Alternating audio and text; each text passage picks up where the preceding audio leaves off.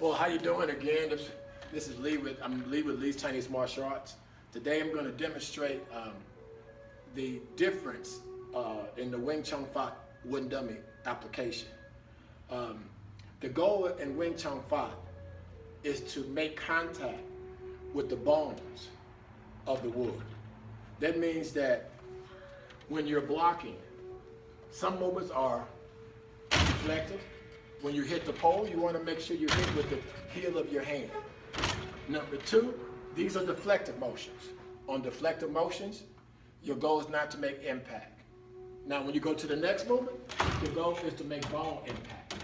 So if I'm on the other side, when I go in here, is to make sure I hit the bone here, hit the popper with the arms here, simultaneous. So in other words, just a few movements real quick.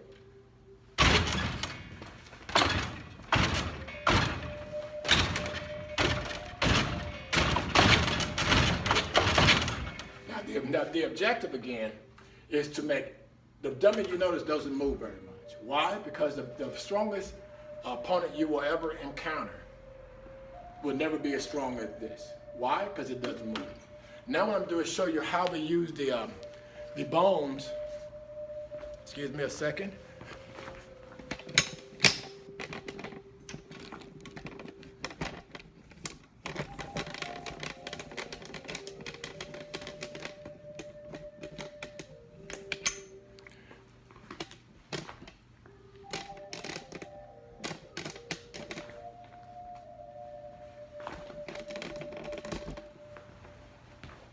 Okay. Now we want to show you how to use the bones, say, against a puncher, a blocker. Say, for example, I'm in traditional position. The way you're going to learn fighting in our school is learning how to defend hand attacks first. So if he throws a punch off that hand, the goal is to hit the bones on the soft part of the wrist and the back of the hand. So if you got a boxer, he's throwing a jab and you keep hitting that arm, just like taking a crowbar, hitting the arm. So you throw a few punches. Sometimes, guess what? I'm trying to what? Counter. Other times, you'll have an opponent who won't commit. He'll throw his punch way from a distance. Then you have to what? Be able to what? Punish him. But every time he puts that arm out. So throw a few punches. First thing in traditional Wing Chun is learning how to fight without moving. Learning how to follow the opponent's body. Notice how his chest position, my chest position. He keeps throwing punches. My goal is to keep. Now that's basic defenses. He goes to my body, pops. Again. He goes to the body, look at the body, how it drops. The movement is simultaneous. He goes to the head. This is called tongues out. Tongues out is done here. Pox out are done here. The goal is to make sure when you're blocking pop, you're not pushing it down. Now a couple other little things is the lops out. Lops out can be done many ways. It's designed to create deception. So when your opponent sees this, he sees a hole here. So he goes. And when he goes, that drops his head down. Again, I'm here. I drop and his head falls down.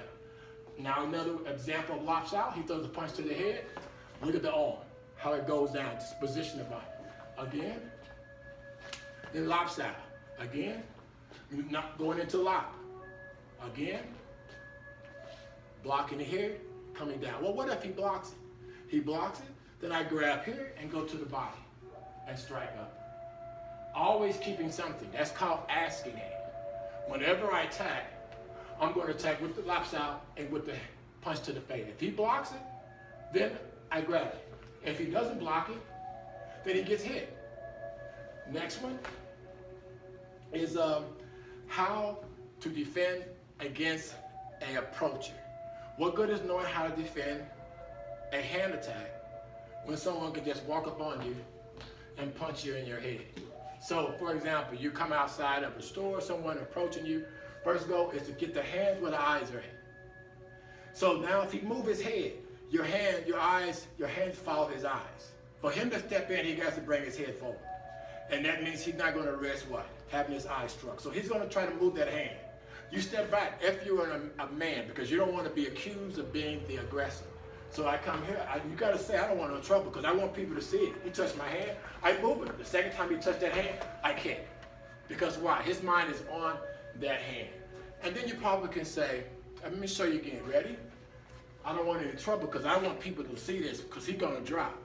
And now he touched that hand, now he's in range. The reason why you want him to get to that hand, because my foot now is able to reach it. But let's say, for example, you're a lady. Your lady don't get warnings. So you step in, you just put your hand out and keep your hand eye level. And then that way you can attack. Because he's not going to attack against your eyes. Now, let's say, for example, this person decides he's going to grab you. You go into it, one. Now he grabs my arm. I step aside and he pulls. Look at the body weight, and I kick the heel, the knee. Again. He grabs my arm. I step to the side, kick the knee. Again. You keep the hand by the eye, but he decides to grab it. So you're going to come in and kick to the knee. Okay? Now there's another one. It's called the grab hold. On the grab hold, this person's not pulling. He's trying to measure you. So in that kind of fighter there, you just take a small step in with your back foot and kick the knee. Again. He's going to hold you now. He's not trying to hit you yet. He wants to hold you, then you come in and kick. Now there are different ways to teach students how to block punches. The first way is sidearm. Why? Because it gives you options. So if opponent is throwing punches, now these are not orchestrated. You do what he likes. I'm just going to defend. Notice the synchronization. There's high pop. Come off the other side. There's high pop. There's tone. Pop. High pop. This is what you're going to have to learn first. And then once you learn Wing Chun Fut defenses, then you learn snake hand defenses. Meaning that I come in, I attack the arm that is out. His hand's up, I go to the arm that's out. I don't want to grab here because he can see it. So I come here, pull down, and punch to the face. He's going to block it. And then once he blocks it, I go right to the body. Or let's say he's efficient at it. So I come in, he blocks it, but I can't get to this strike here. So I turn my body and strike low. Again, he comes in, I punch. He blocks it, I turn and go low. I'm not interested in sport. I'm 59 years old and I still fight on a regular.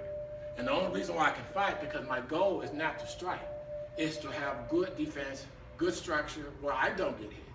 You can never lose a fight if you don't get hit. Now, the next stage of learning how to teach students how to block hands is learning how you've seen the sidearm. Now you've seen the snake position. The key to the snake position that when you go in to grab, you're going into the outside of the hand. When you grab the arm, you pull down and then you strike and you ask. Ask is a very big part. Asking means that I want to punch and make sure that I'm covered. Covering means that say you pull that arm out to strike. He's hit. Let's say I come in and he throws a punch. He's hit. Again, I come in, he throws a punch. I go to the throat. Now you probably say, well, no way you can hold my arm. Well, I'm not holding. I'm not going to try to squeeze and hold you. When I come in to grab, you pull that arm back, I let go. Again, come closer this way. You go in, I come back, you pull back, I let it go. So the goal is not to try to restrict the opponent. It's get them in a position where they can't fight back. So again, I go in the snake, I go in punch, but this time I say, I'm gonna pull his arms down, both arms down.